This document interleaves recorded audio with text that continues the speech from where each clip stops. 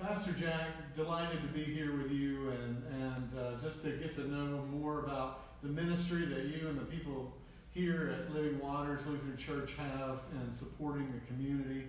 Encountering the text for the feeding of the 5,000, I thought would be a perfect time to come and to talk with you and to kind of get your perspective on that story and your insights as to how they're impacted by your ministry here and serving people through food, but also in other ways as well, meeting their basic needs. Yes. So thank you for your ministry, and we're grateful to be partners with you at the Lutheran Church of the Good Shepherd, partners in that ministry.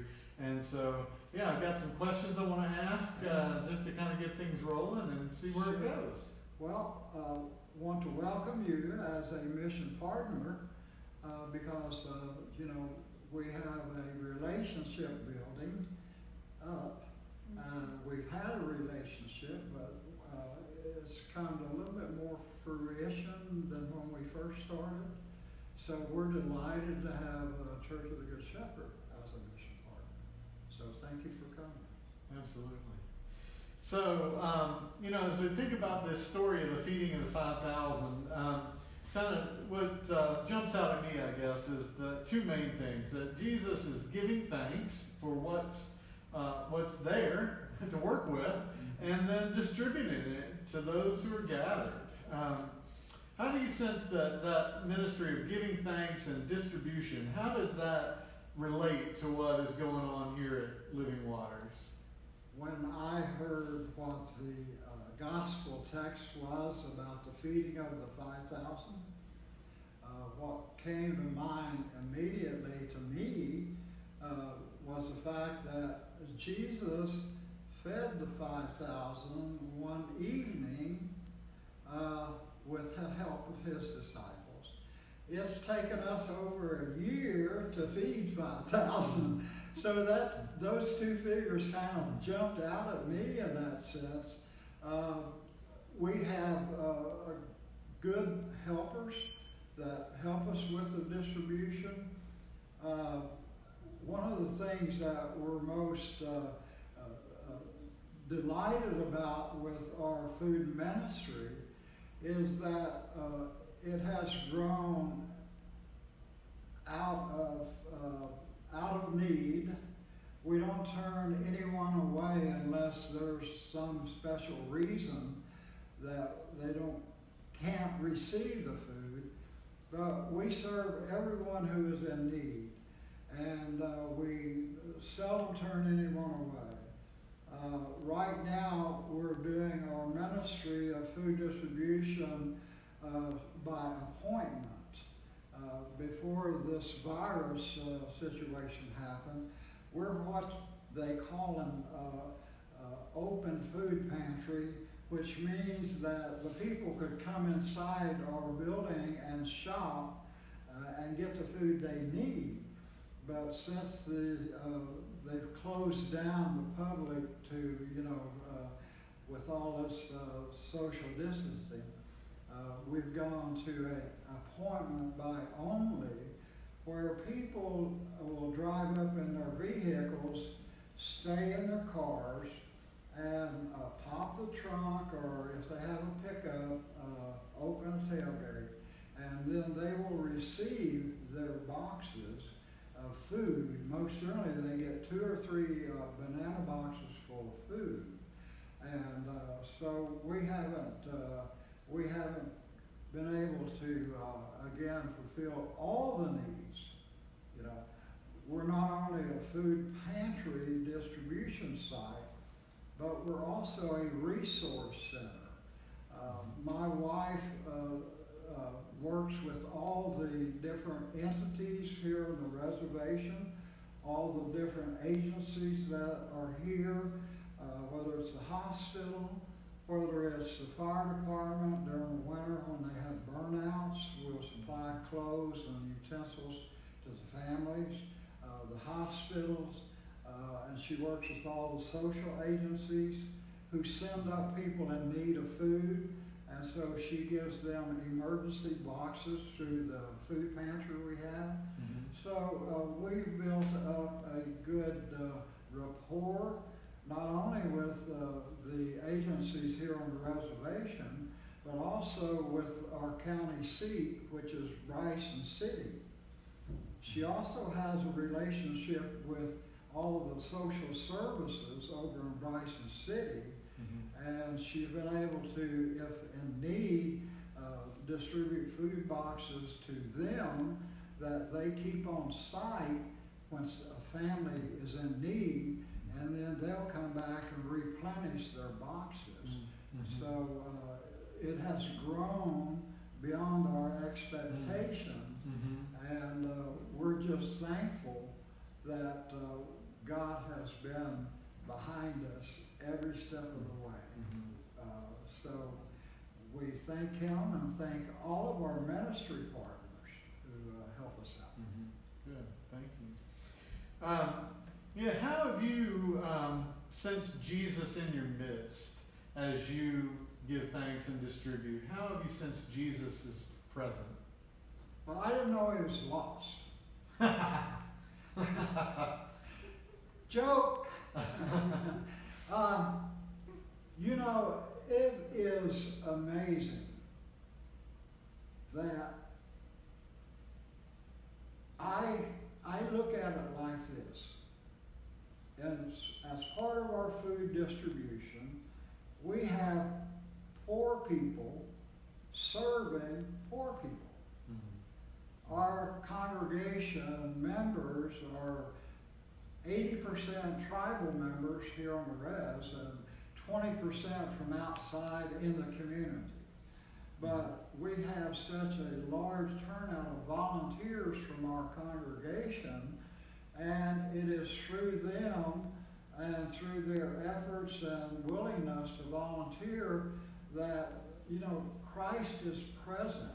Indeed, He is present through their work and through, you know, the people in need. Christ never turned away from a need in the community. He was all, you know, when He went over to feed the 5,000, He also stopped and cured the sick and everything else before He fed them. So there is always a need in the community, and God has put us here. Is our feeling for that reason is to help out the community where the need is the greatest. Good.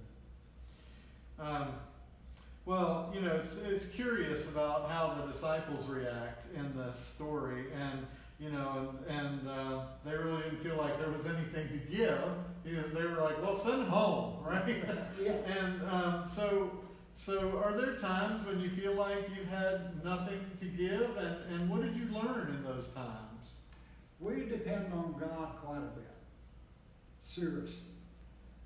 Well, there are times, and have been times in the past, where we've given our food from the shelves, and the shelves are bare.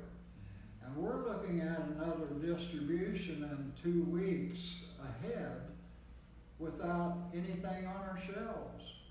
And so our worries are, how are we going to do the next food distribution? But we have such great partners in ministry. We have such great partnerships that they come through not only with donations of food, but with financial resources where we can purchase the food in order to open for our next distribution point. So, you know, God's got His hand in all of this. You know, it's like they say, God's work our hands, and that's exactly how we feel here. It's God's work, but we're doing it with our hands, and He's going to provide. We've never had to close the food pantry since we opened up almost 9 years ago. Wow. And that's every 2 weeks, even. If we go on vacation during the summer, the people here step in. You know, Lisa is the coordinator, or she's the one who does the ordering and does most of the stocking. But the people here are also part of that. Yeah. So they have learned, in my opinion, what it it takes to be a disciple of Christ through their giving of time and volunteering at the pantry. Mm-hmm. So, you know, we've never had a day where that we worry about it, but God puts our worries aside, Mm-hmm. and we always have the food to distribute to the community. Yeah. So you don't let those worries stop you. You keep right on. That's right. Yeah. Yeah, exactly. You know, he sees the needs of this pantry. I call it God's ministry. It's not our ministry. Mm-hmm. And it's God's ministry He's going to take care of. Right. Mm-hmm. So we're just tickled to death to be here to do His work, because there is a real need in this community and surrounding areas because of lack of jobs, lack of many different things. We're this part of Western Carolina is the poorest section of North Carolina. You know, the poverty rate is just amazing around here. So we're just delighted we can fulfill a certain portion of the need here in this area. You know, we're the biggest food pantry distributor in Western North Carolina as a food pantry. Wow. So, you know, that says a lot for not only the people who help out downstairs, but also when in need, our ministry partners. Right. So what has this experience through this food distribution ministry taught you personally? It has taught me that I married a good woman.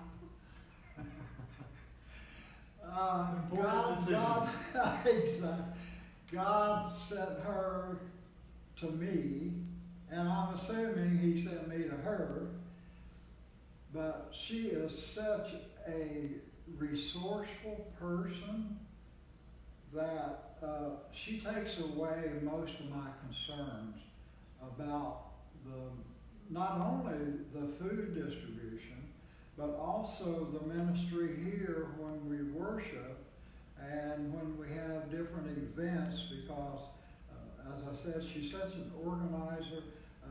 She'll have things set up, and you know, it's something that as pastor I don't have to worry about. You know, thank God that she's got the church here has a great women's group. And so, as you know, the women are the backbone here of the church. And so they're always doing something for the community. And that's because they've been taught, if you will, by Lisa, that it's always better to give than to receive. Okay? So that's what I've learned. I've got one of the most resourceful wives that a pastor could ask for in a small setting. You know what I mean? Right. Good. Yeah.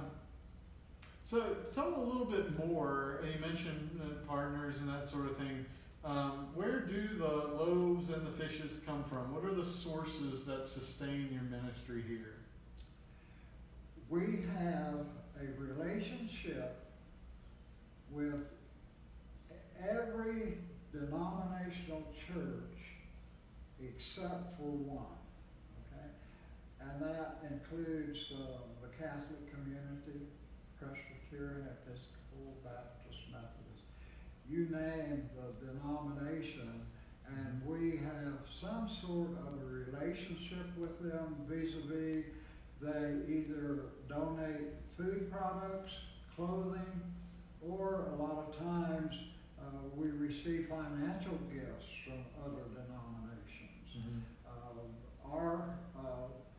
It's funny, just within the last 6 months, there was a woman that called from Arizona.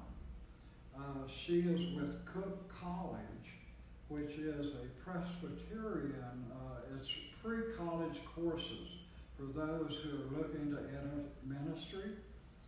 So she called Lisa and said, I heard about your food ministry there.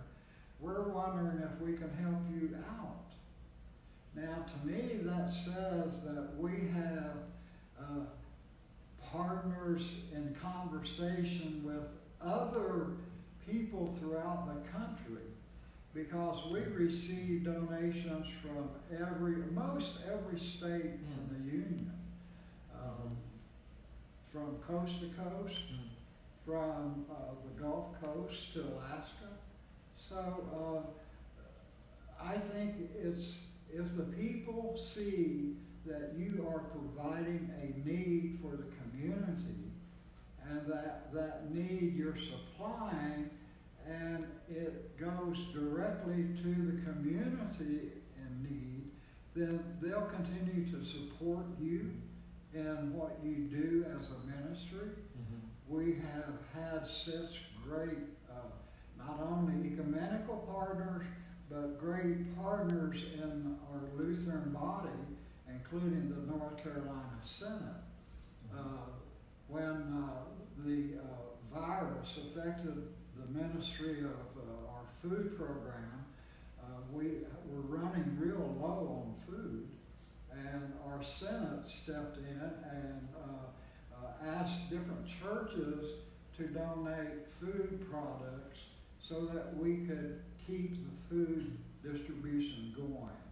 And they did a fantastic job. I'm talking about all the congregations, a good number of them, including yours, a Good Shepherd, in the Senate contributed, even though they weren't active mission partners.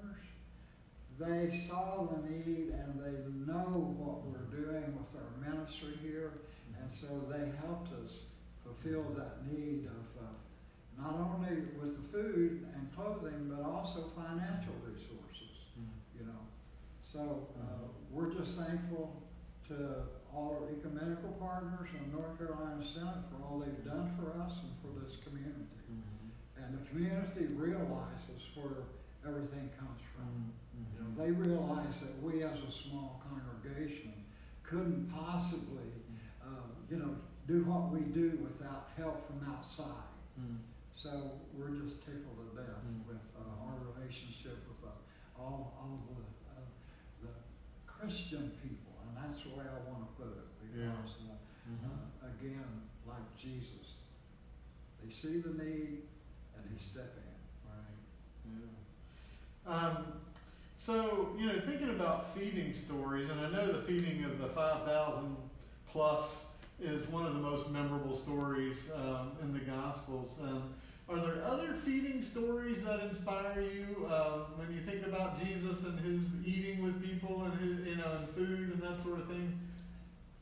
To me, it's in my years as a pastor and giving the message about Christ, it's always amazing to me how it seems that the ministry of Christ centered around food and water. Think about that for a minute, food and water. It's like in the Gospel of John. This is one of my favorites.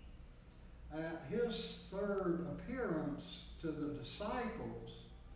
disciples had already fallen back into their old job of being fishermen. And then he walks up to them on the bank and said, "How's the fishing going?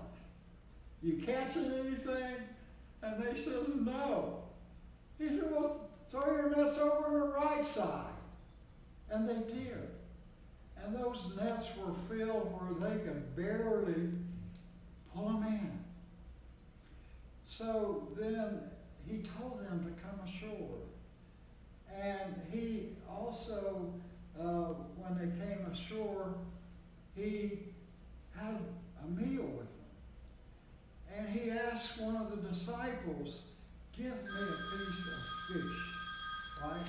So that the fish, speaking of, okay? I'm sorry.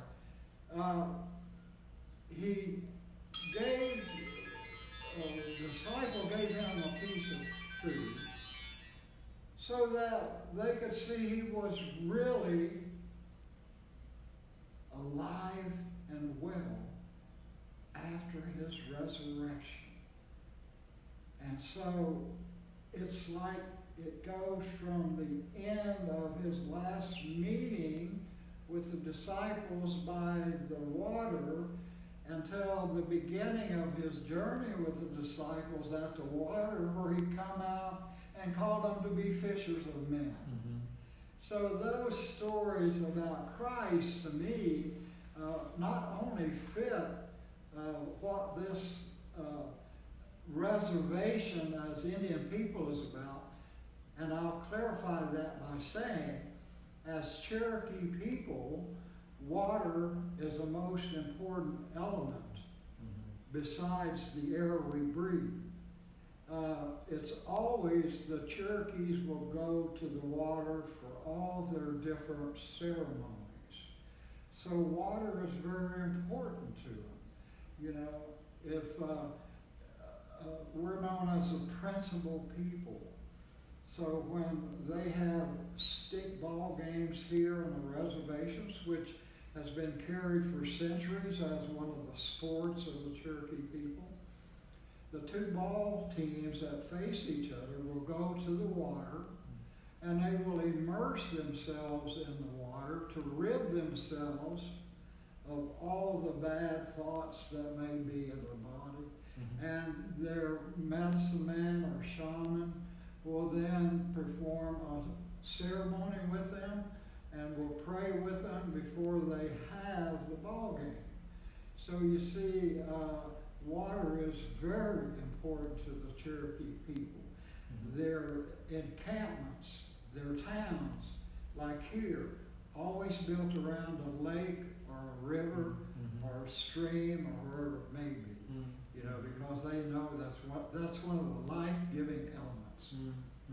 So when I do a four-directional prayer here in the beginning of the service at times, one of the things I do, I have a bowl that I set on a little cart, and I fill it full of water, and I put it up here in front.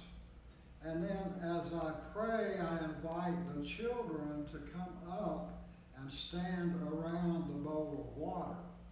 And I tell them the story about the Cherokee people and the water, how for us here gathered as Christian people who are Cherokee, we use water as Christians for baptism. Right. But we also, as Cherokee people, use water for cleansing before different ceremonies, which would include a Baptist ceremony. See? And that, to me, the people here are real comfortable in hearing the stories of Christ. The Gospel of John is a favorite of Indian people, okay? The Gospel of John. And that's why I pulled that one about him beginning and the end of being by the water to call the disciples and then to make sure that they knew that God himself resurrected him, you know.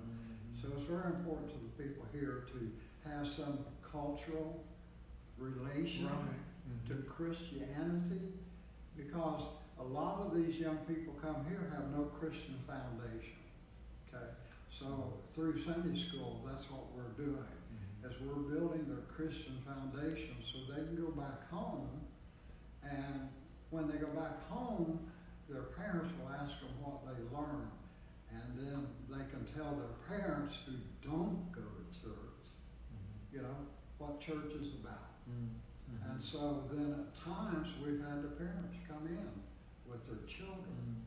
So you see, they're great evangelists too. Thank you for what you've shared, and we pray that that'll feed our folks when they're able to hear this, and thanks for sharing with me today. Well, I would, again,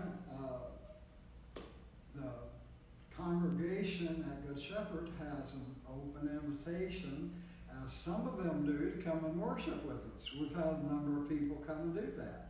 But they're always welcome, because for us, I think it's educational, because they'll see a different kind of service. Mm-hmm. And so we hope that we fulfill their spiritual needs while they're here. Mm-hmm. And also we try to give them a little bit of history while they're here also, Mm-hmm. about the Cherokee people. Good. So I know some folks are itching to get back out here and worship with you when things open back up. Yes, and we welcome them and we look forward to that.